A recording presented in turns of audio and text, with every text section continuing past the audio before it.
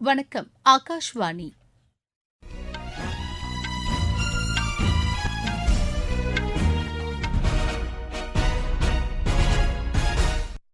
செய்திகள் வாசிப்பவர் மிருதுலா. தலைப்புச் செய்திகள்: இந்திய வளைகுடா நாடுகளுக்கு இடையேயான ஒத்துழைப்பு மேலும் வலுவடையும் என்று பிரதமர் திரு நரேந்திர மோடி நம்பிக்கை தெரிவித்துள்ளார். மகாராஷ்டிர மாநில முதலமைச்சராக திரு தேவேந்திர பட்னாவிஸ் இன்று பதவியேற்கிறார். PSLV-C 59 ராக்கெட் மூலம் புரோபா-3 செயற்கைக்கோள் இன்று மாலை விண்ணில் செலுத்தப்படுகிறது. விவசாயிகளின் பிரச்சினைகள் தொடர்பாக பேச்சு நடத்த மத்திய அரசு தயாராக இருப்பதாக வேளாண் துறை இணையமைச்சர் திரு பாக்ரி சௌத்ரி கூறியுள்ளார். உலக செஸ் சாம்பியன்ஷிப் போட்டியில் இந்தியாவின் குகேஷ், சீனாவின் டிங் லிரென் இடையேயான 8வது சுற்று ஆட்டம் டிராவில் முடிவடைந்தது. இனி விரிவான செய்திகள். இந்தியா வளைகுடா நாடுகளுக்கு இடையேயான ஒத்துழைப்பு மேலும் வலுவடையும் என்று பிரதமர் திரு நரேந்திர மோடி நம்பிக்கை தெரிவித்துள்ளார். புதுதில்லி வந்துள்ள குவைத் வெளியுறவுத்துறை அமைச்சர் திரு அப்துல்லா அலி அல் யய்யா நேற்று பிரதமரை சந்தித்து இருதரப்பு ஒத்துழைப்பு குறித்து பேச்சு நடத்தினார்.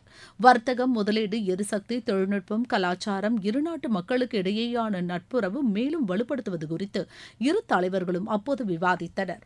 குவைத்தில் வசிக்கும் 10 லட்சம் இந்தியர்களின் நலனில் அக்கறை கொண்டுள்ளதற்காக திரு நரேந்திர மோடி குவைத் அமைச்சருக்கு நன்றி தெரிவித்தார். மேற்கு ஆசியாவில் விரைவில் அமைதி திரும்புவதற்கும் இந்தியாவும் குவைத்தும் ஆதரவு அளிக்கும் என்றும் தலைவர்களும் தெரிவித்தனர்.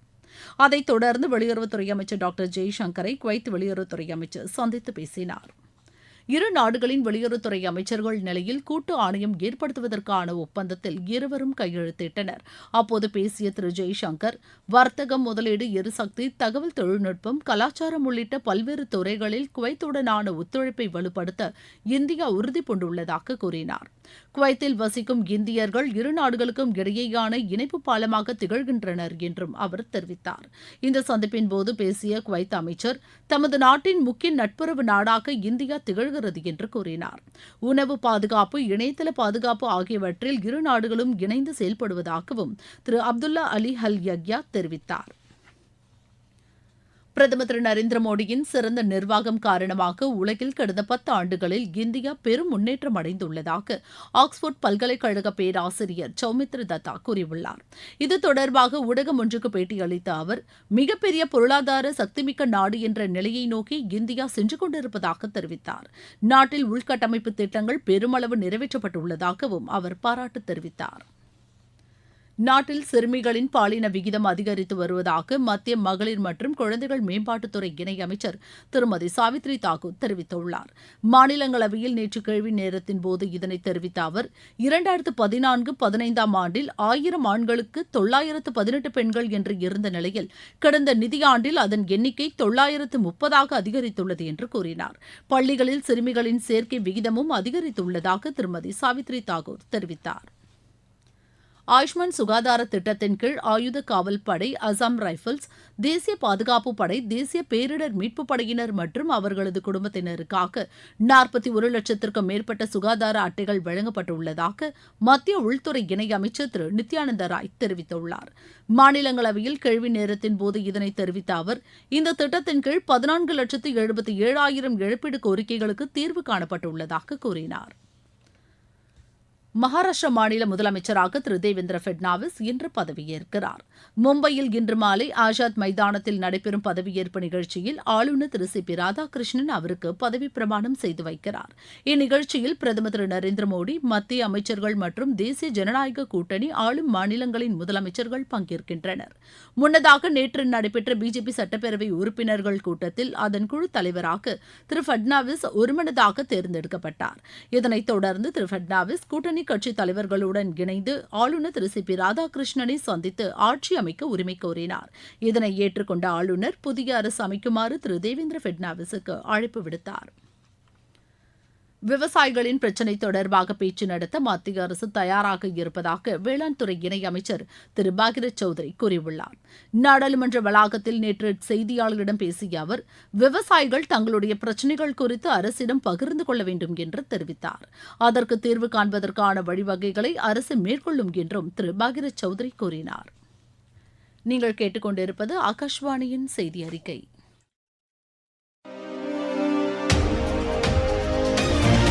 மூன்றாம் முறை மோடி அரசின் முதல் 100 நாள் சாதனைகள். பிரதமரின் சூரிய சக்தி திட்டத்தின் கீழ் 3,50,000 வீடுகள் பயன்.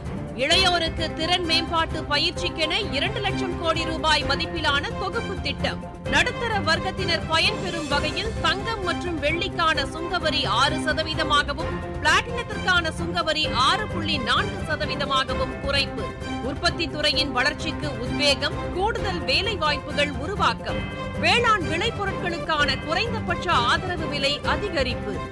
வானிலை மாற்றங்கள் குறித்த தகவல்களை துல்லியமாக வழங்க 2000 கோடி ரூபாய் மதிப்பிலான இயக்கம். எந்த ஒரு பருவநிலை காலத்திலும் பயிரிடக்கூடிய 109 புதிய ரகங்கள் அறிமுகம். வளர்ச்சியடைந்த இந்தியாவிற்கான பயணத்தில் மோடி அரசு. தொடரும் மக்கள் நலத் திட்டங்கள். PSLV-C 59 ராக்கெட் மூலம் புரோபா-3 செயற்கைக்கோள் இன்று மாலை விண்ணில் செலுத்தப்படுகிறது. தொழில்நுட்ப கோளாறு காரணமாக நேற்று செலுத்தப்படவிருந்த இந்த செயற்கைக்கோள் இன்றைய தினம் செலுத்தப்படும் என்று இஸ்ரோ அறிவித்தது. ஸ்ரீஹரிகோட்டாவிலிருந்து இன்று மாலை மணி 4:12க்கு இந்த செயற்கைக்கோள் விண்ணில் செலுத்தப்படும் என்று இஸ்ரோ கூறியுள்ளது. பங்களாதேஷில் இந்துக்கள் மீது நடத்தப்படும் தாக்குதலை கண்டித்து தமிழகத்தில் நேற்று நடைபெற்ற போராட்டத்தின்போது பிஜேபி மற்றும் இந்து அமைப்பினர் கைது செய்யப்பட்டதற்கு மத்திய தகவல் ஒலிபரப்புத்துறை இணையமைச்சர் திரு எல் முருகன் கண்டனம் தெரிவித்துள்ளார். இது தொடர்பாக அவர் வெளியிட்டுள்ள அறிக்கையில் இந்த நடவடிக்கையின் மூலம் தமிழக அரசு எதிர்மறை எண்ணத்துடன் செயல்படுவதாக குற்றம் சாட்டினார். பூட்டான் மன்னர் ஜிக்மே கேசார் 2 நாள் பயணமாக இன்று புதுதில்லி வருகிறார். இப்பயணத்தின்போது பிரதமர் திரு நரேந்திர மோடி, வெளியுறவுத்துறை அமைச்சர் திரு ஜெய்சங்கர் உள்ளிட்டோரை சந்தித்து பேசவுள்ளார். அவரது பயணத்தின் மூலம் இரு நாடுகளுக்கும் இடையேயான இருதரப்பு ஒத்துழைப்பு மற்றும் நட்புறவு மேலும் வலுவடையும் என்று எமது செய்தியாளர் தெரிவிக்கிறார். நாடு முழுவதும் 23 மாநிலங்களில் சுற்றுலா தலங்களை மேம்படுத்துவதற்காக 3295 கோடி ரூபாயை ஒதுக்கீடு செய்யப்பட்டுள்ளதாக மத்திய சுற்றுலாத்துறை அமைச்சகம் தெரிவித்துள்ளது. இதில் தமிழகத்தில் மாமல்லபுரம், நீலகிரி மாவட்டம் உதகமண்டலத்தில் உள்ள தேவலாவில் 169 கோடி ரூபாய் மதிப்பில் வளர்ச்சி திட்டங்களை மேற்கொள்வதற்கு நிதி ஒதுக்கப்பட்டுள்ளதாக சுற்றுலா அமைச்சகத்தின் செய்திக்குறிப்பு தெரிவிக்கிறது. மாமல்லபுரத்தில் நந்தவனம் பாரம்பரிய பூங்காவை மேம்படுத்துவதற்காக 99 கோடியே 67 லட்சம் ரூபாயும், நீலகிரி மாவட்டம் தேவலாவில் பூந்தோட்டம் அமைப்பதற்கு 70 கோடியே 23 லட்சம் ரூபாய் நிதி ஒதுக்கப்பட்டுள்ளதாக மத்திய சுற்றுலாத்துறை அமைச்சகத்தின் செய்திக்குறிப்பு தெரிவிக்கிறது. இந்த திட்டங்களை செயல்படுத்துவதன் மூலம் சுமார் 5000 பேருக்கு வேலைவாய்ப்பு கிடைக்கும் என்று அதில் தெரிவிக்கப்பட்டுள்ளது. நாட்டில் மகாராஷ்டிராவின் மத்திய பகுதி, கர்நாடகா, ஆந்திர பிரதேசத்தின் கடலோர பகுதி, ஏனம், ராயலசீமா பகுதிகளில் இன்று மழை பெய்ய வாய்ப்பு இருப்பதாக வானிலை ஆய்வு மையம் தெரிவித்துள்ளது. அரபிக்கடலில் கடல் கொந்தளிப்புடன் காணப்படும் என்பதால் அதன் கிழக்கு, மத்திய மற்றும் தென்மேற்கு பகுதிகளுக்கு மீனவர்கள் செல்வதை தவிர்க்க வேண்டும் என்று கேட்டுக் கொள்ளப்பட்டுள்ளது. உலக செஸ் சாம்பியன்ஷிப் போட்டியில் இந்தியாவின் குகேஷ், சீனாவின் டிங் லிரென் இடையேயான 8வது சுற்று ஆட்டம் டிராவில் முடிவடைந்தது. சிங்கப்பூரில் நடைபெற்று வரும் இப்போட்டியில் இதுவரை நடைபெற்ற 8 சுற்று ஆட்டங்களில் 6 சுற்று ஆட்டங்கள் டிராவில் முடிவடைந்துள்ளன. இருவரும் தலா ஒரு போட்டியில் வெற்றி பெற்று தலா 4 புள்ளிகளை பெற்று சமநிலையில் உள்ளனர். ஆசிய கோப்பை ஜூனியர் ஹாக்கி போட்டியில் இந்தியா கோப்பையை வென்றது. மஸ்கட்டில் நேற்று நடைபெற்ற இறுதி ஆட்டத்தில் இந்தியா 5-3 என்ற கோல் கணக்கில் பாகிஸ்தானை வென்றது. இந்திய தரப்பில் ஹரைஜித் சிங் ஹுண்டால் 4 கோலும், தில்ராஜ் சிங் 1 கோலும் அடித்தனர்.